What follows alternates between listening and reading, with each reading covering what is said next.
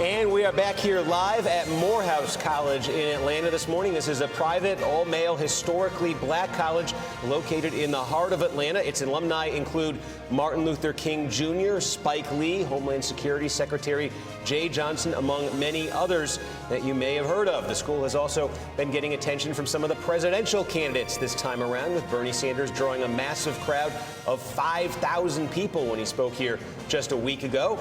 And joining me now, we have the president of Morehouse College, John Wilson. Also, we are joined by the chairman of the Morehouse College Republicans, Diego Aponte, and the president of the Morehouse College Democrats, George Wanze. So thank you all for the hospitality here. It's great to be here. Sure. Let me ask you, Mr. President, do you have political fever on this campus right now?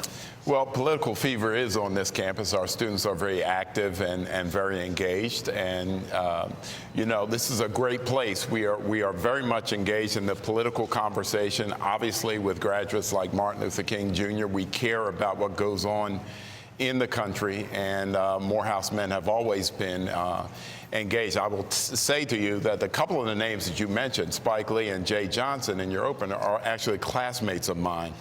From Morehouse College. What was Spike Lee like in college? He was great. He was determined to be a filmmaker since he was a sophomore at Morehouse College. And he has gotten involved in this campaign in the last couple of days. He cut a radio ad for Bernie Sanders. Yeah. It's playing up in South Carolina. It might be down here as well. Well, let me ask the college Republicans and the college Democrats about this. We'll start with the Democrat, George. We see this across the country. College campuses, they like Bernie. Are they feeling the burn here? I definitely think so, as the Bernie Sanders event is evidence of. There's really a groundswell of support for Bernie Sanders among college-age students. I feel he sort of epitomizes the millennial notions of responsible government, caring for others, and also empowering college-age students, whether that be through easier access to college, or whether it be a Medicare system that really cares and accounts for millions of people who aren't covered right now.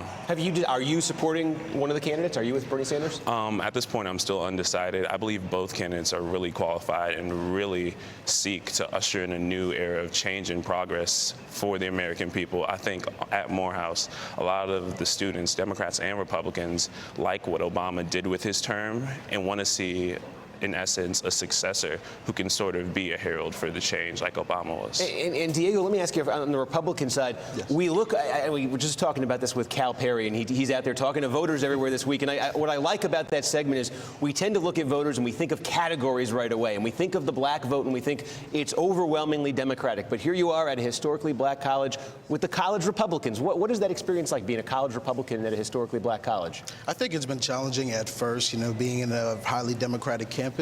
A lot of people don't try to swing towards your side of the party, you know, side of the aisle. And it's really been challenging, but also rewarding. You learn more about your issues, you embrace the party more, and I think it's opening eyes for people, and they start to challenge the views and the notions that go on in Washington, D.C. More people are to the Democratic side, and then when they see a Republican, a conservative candidate, they start to, they start to see, hey, man, maybe I should start questioning my views and look towards that side. What do the Morehouse College Republicans think of Donald Trump? We think we don't support anyone right now, but we think it's healthy. That the fact that someone's out there challenging the establishment and really questioning the things that are going on in D.C. But, you know, there's certain things that we may not see eye to eye on, but anyway, we still support that he's out there and getting people to question things. Is one of the candidates sort of, if you did a straw poll or something, would one of them be the favorite, do you think, on the Republican side? Who would emerge? On our side, we don't support anyone right now, but you know, we'll see who the nominee is, and whoever the nominee is, we'll definitely support that person. You guys are already talking like politicians. You're training them well here. John, let me ask you, we've been talking about the black vote. The Hillary Clinton campaign has been identifying for months now the black vote as the term is their firewall, right? She could lose Iowa, she came close, she won it, but she could lose New Hampshire, she could survive Nevada. When you got to the South, when you got to states like South Carolina and Georgia with large black populations, that is what she is counting on. That relationship between the Clintons and the black community, I'm curious your thoughts on it. Well, I think it's just a matter of Hillary Clinton is more familiar in the South and to many African Americans than is Bernie Sanders. And I think that's her advantage, the familiarity. She was treated and counted as a friend, as a First Lady, spoke to many of the issues, and I think she's been doing that as a candidate. Of course, we're neutral here at Morehouse College, and Morehouse is very capable on both sides of the arena. We can produce a man like Martin Luther King Jr., but we can also produce a man like Herman Cain.